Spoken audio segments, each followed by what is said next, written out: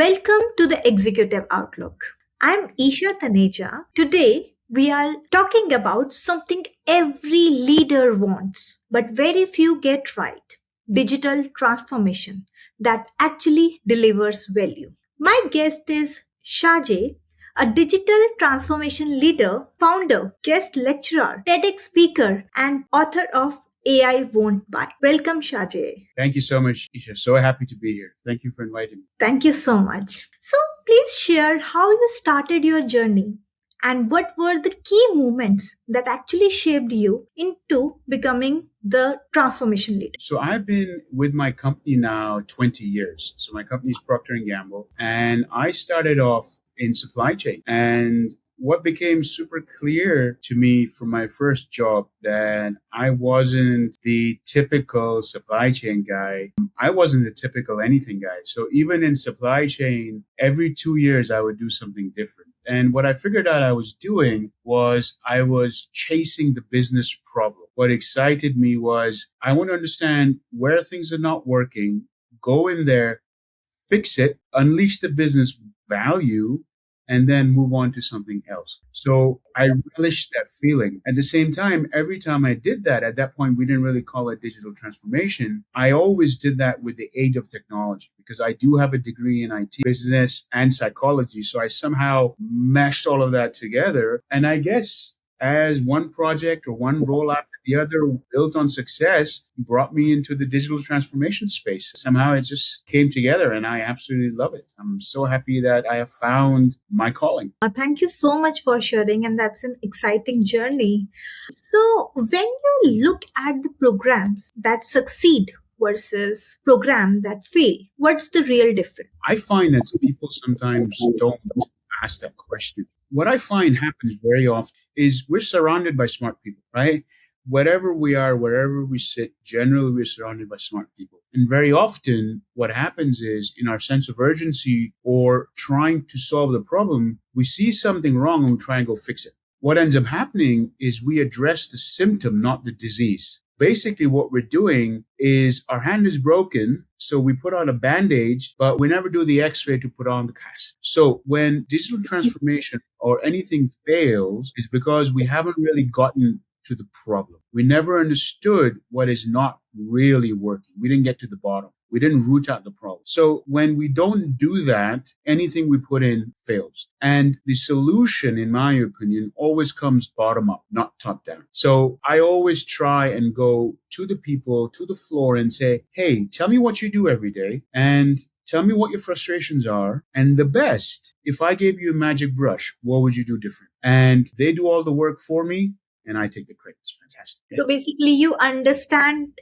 the pain points.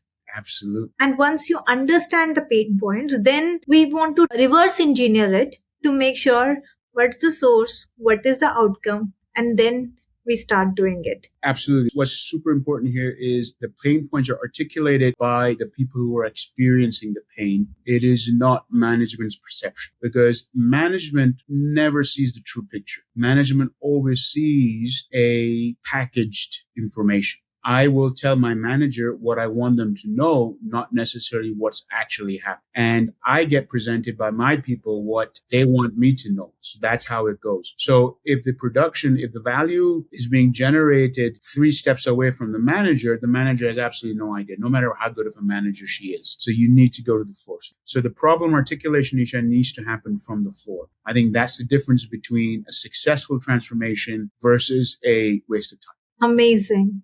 So that's the one thing we need to look into, the understanding the pain and then the actual pain which people are experiencing actually. Then it's a guaranteed sure shot that it will be a success. But what if in the implementation side, we need to take care of so that it should be a success, it should not be a failure while we're implementing the transformation? There's a couple of things we need to remember. So just because there is pain doesn't mean it's actually worth solving. it needs to be connected to real business value. And this might be an unpopular opinion, but I can't spend money and resources and remain at the same place. If I'm going to do digital transformation or any sort of transformation, I must increase my output, increase employee satisfaction. Something must improve overall my throughput, business value, cost must come down. Something has happened. So if I have business value generation, then that means I have sponsorship support. If I have real understanding of the problem, that means I have support and buy-in from the people. Then the next step is we co-create the solution. The solution doesn't come from my head. The solution doesn't come from the management's head. The solution comes from all the stakeholders. And what is important here, when we talk about theory of constraints, we need to think about the whole network. We can't think about my silo, your silo, that silo. I tell a story that one of the times I led a very successful transformation. In fact, so successful that I got promoted. I transformed my results from 7% to 100%. It was fantastic. I loved it. Then I went away and I came back. My unit was still performing, but everything around was breaking down. So I asked someone what happened. And what ended up happening was all the inefficiencies that my unit was facing, I had pushed it out. So even though my silo was super successful, the entire network was total net less successful. So I was focused on the value that my silo was producing. I was not focused on the total value chain. Transformation must deliver total value. So the concept of unintended negative consequences in transformation is super real. So we must understand what is the value, the final output, and how does the first activity to the final activity, how does it all come together? So when you co-create a solution, you must understand the impact of the predecessor and to the successors, and how does it all come together? Because if I make a change here, I cannot have the whole thing break down. So it needs to be understood. So co-creation is not only creating with the people on the floor, but also people that I impact around. So that it was actually a lesson I learned through failure to understand that this is how it goes. The very next project I delivered, I got 100% adoption. So failure is a very important teacher so long as you allow it to teach you. And you have the space to learn. Absolutely. So, what has been the biggest challenge throughout your career in digital transformation, and how have you overcome it? I think where we are now is an interesting place. So my focus today is very much around human-centric AI. When people are looking at AI, they're looking at AI at hype because they don't understand the reality. So one of the challenges I'm facing is when people are approaching transformation, they say, well, just do AI. I said, well, what do you mean? I don't know, just do AI. I walked away from a project. I asked to be removed from a project because the intention of the project was to bring AI, not improve the process. And for me, now that's valid if that's what they want, more power to them. And that did it. And the project's been successful. But for me, digital transformation, the right way to do it, the human-centric way to do it is to look at the process, because in any transformation, process and people is 70%. Technology and the algorithm and the system you choose is 20%, and the algorithm is 10%. So I cannot ignore the 70% and focus on the 20%. And sometimes that happens because everyone is so excited with the technology. So rather than what's been the challenge in my career, that's the challenge I'm focused on. I fundamentally believe, and I think that's what's helped me survive 20 years in my career, is success lies in defining the future, not defending the past. It's a quote from Adam Grant, one of my favorite authors. And this is where I am in trying to define the future for myself, as well as whatever I can do for my company, is how do we move this forward? What's the right way to do this? And there's tons of people who know a lot more than I do and are doing fantastic work in this space. And I'm just happy to sometimes be involved in the conversation and be able to give my input when invited. But right now I see, and not only in my company, but across many different companies, but because I get invited to speak to companies, to CIOs of many companies, to talk about AI adoption, especially in enterprise. Because I'm a teacher, because I do talk about AI in enterprise, I give advice on policies as well. And I see that everywhere. And I'm concerned that AI is being approached from fear as opposed to from a growth mindset. The policies are restrictive as opposed to empowering, and it's coming from a space of myth as opposed to reality. So that is, I think, the challenge of our lifetime. I asked the question when I spoke at Davos, Isha, and I'm rumbling on. But when I talked in Davos, I asked one simple question. is what is the future we're building with AI? And that is the conversation that I am having in all the speaking arrangements I have in the upcoming future is what is the future we're building and what is the future we want? So right now, AI,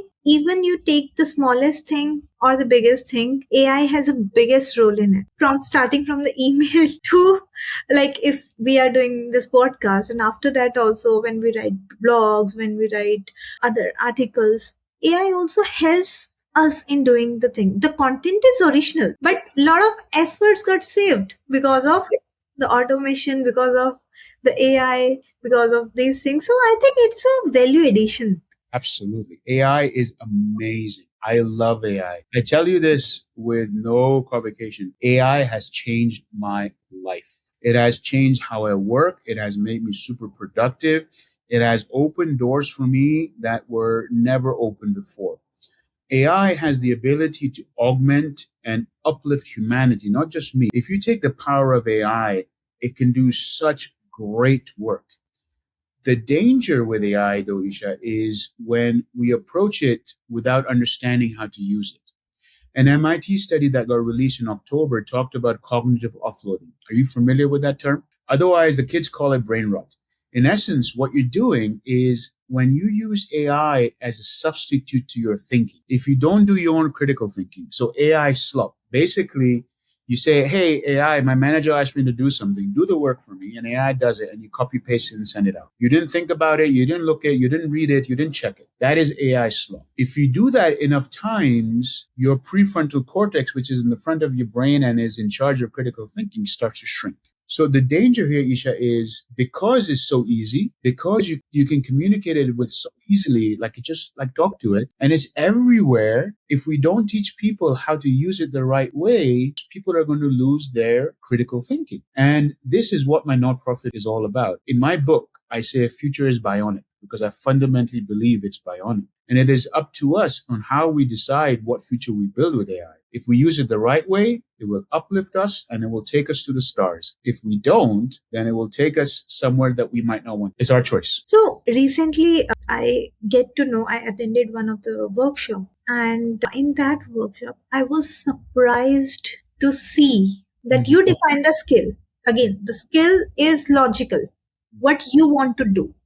So it's what you are suggesting here that we need to think. We need to take over the command and tell that, hey, do this, do that. I don't want like this. I want like this. This is the exact format. Structure it as per my instructions. The amazing work it produces. But Isha, you could have gone to a different chat within Cloud and said, hey, listen, I'm thinking about building this and I want to use Cloud Code. Can you give me what the instructions should be specifically so that I get it right? And it would have given you the exact instructions that you could have copy pasted into Cloud Code and you could have gotten okay results, which is a fact, right? Now you did it the right way, Isha. You thought about it and whoever taught you to use it, taught you to use it the right way. The problem is humans are lazy, right? We will always take the easiest route. Daniel Kahneman wrote a great book on it, Nudge, and about friction and about how we will always take the path of least resistance. The first time we might do it this way. The second time we might not.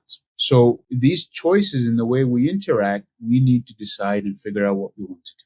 Thinking is yours. The human. Thinking should be yours, must be yours. All right. So, can you share a case study where your team solved a major problem and it actually had the business impact and on the customers, on the business? So, one of the things I do is I consult as a not-for-profit consultant. So my company encourages us to be involved with local not-for-profits and help them grow as part of our community outreach programs. So I got involved with a consortium locally, and there were 15 different companies working together. And the reason why they came together was they wanted to somehow collaborate and figure out how they can help each other, which is fantastic. So I sat down with them and started to discuss and trying to figure out, where I could help and what help could look like. And one of my career side tracks was in procurement. So I have some experience in procurement and contract management and this and the other. And I know that oftentimes that is a overlooked opportunity area when it comes to cost saving. I just said, well, how does your procurement system look like?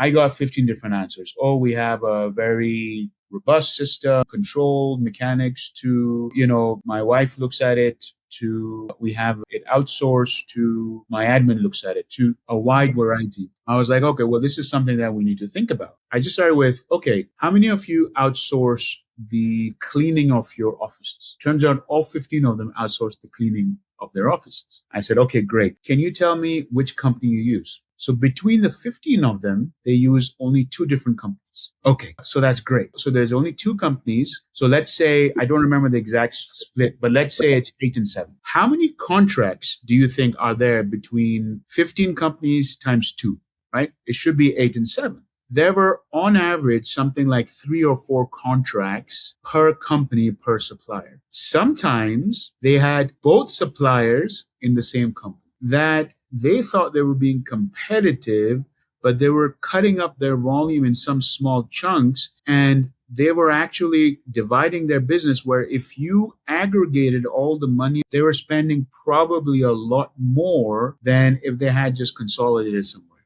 So what we did the math. Between the 15 companies, they were spending somewhere around 2.5 million on cleaning. And then we took the most expensive contract that was on the table and we consolidated all the times and hours, and it's by square meter. And without any negotiation, that 2.5 million would have been around 1 million without any negotiation, right?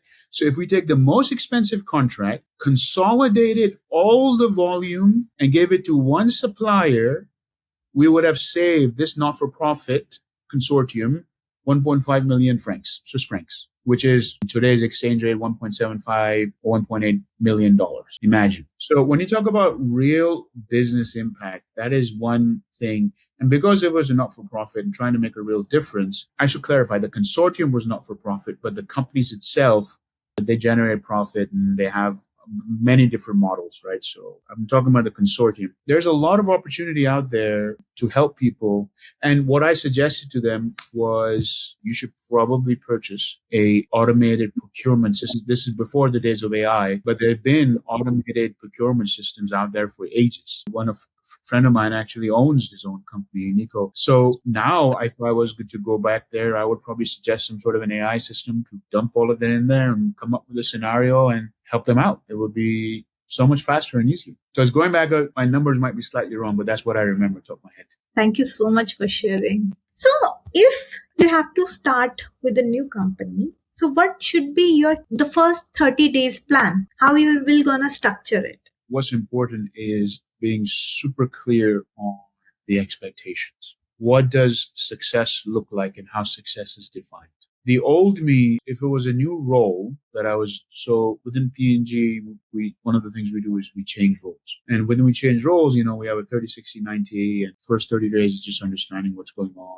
But if I were to change company, I think the first thing I would do is, I think there's a book out there called The First 100 Days. And it's been a while since I read it, but it talks something about, well, you need to first understand what is expected of you. Be super clear what you are supposed to deliver. Before you even understand what you can or cannot do, what you should or should not do, and start talking to people, what are you meant to do, right? And as soon as you're clear on mandate, then you need to figure out where you are and go see what you can go solve. Hopefully, whenever I change a company, I will go into a senior strategy level where I would love to understand what is the mandate from the CEO, where are we and where we need to go, and then understand how we correct the ship to get, because there are many smart people, much, much smarter than me. My strength is try to be there to give them what they need to get them there. So understand what they need. How can I help and how do I get them there? That's been my formula for any time I've been successful leading any team. And I've had the pleasure of leading several hundreds of people at one time. That's been one of my greatest honors. I still have monthly or occasional lunches with my previous team members, and it's fantastic. It's one of the greatest joys of my 20 years at P&G. The one thing I've learned about being a leader is the only thing that matters is being genuine and honest and approaching it from humility and just cracking on, right? You just need to crack on. So what advice do you want to give to the CIOs, CTOs of a company who wants to adopt the digital transformation or AI transformation. Do it, but do it because it's the right thing to do, not because everyone else is doing it. It is not a race to be the first, because if you race to be the first, you're going to be racing to the bottom. Do it because it makes sense. It's the right thing for the business. It will deliver real business value, and you have understood what it can or cannot do, and it's going to unlock real value. What I talk about, and I'm happy to give this to your listeners as a free takeaway. When you think about bringing technology or digital transformation to your company or to your team, I want you to think about the three magic C's. Company, saying that is it the right thing for the company? Does it actually bring value? What business problem is it solving? Is it actually going to change something, or is it going to keep you in the same place? Consumers, how is it positively going to impact the consumers? Are you going to maintain trust? Is it going to increase the customer's experience, or is it not going to compete? It's not going to have any impact on the customer's experience. Then why are you doing it? The third is the community. And the community includes the people you impact, your employees, and the community surrounding your plant or your site or your stakeholders. It could even be your kids, right? So people that are around you, you are a sole proprietor. So look at those three C's before you decide what transformation, what technology, what project you want to take on, and if it makes sense. Company, consumers, community. Three magic C's. So once you answer all these things, it becomes a crystal clear which direction you want to go. One hopes. All right.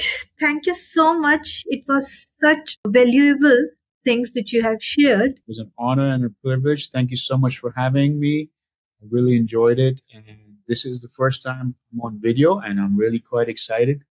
And thank you so much.